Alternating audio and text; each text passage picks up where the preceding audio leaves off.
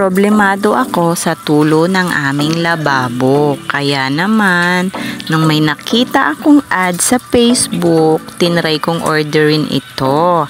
At syempre, dahil nga mabilis tayong mapaniwala, bumili naman tayo sa halagang 1 peso ay 1.80 sentimo. Kaya dos na rin po ang isa.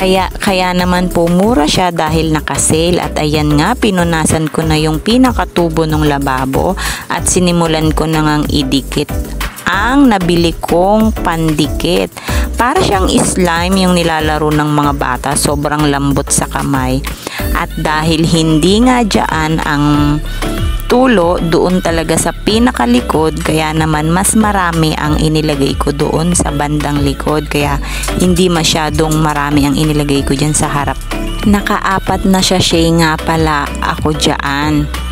At dahil naiinip ako after kong malagyan yan, hindi ko naman napanood sa ads na nag-blower sila, pero tinry ko pa rin i-blower dahil gusto ko ngang matuyo kung matutuyo ba talaga siya, dahil naman natuyo siya at effective naman yung aking ginawang pag-blower.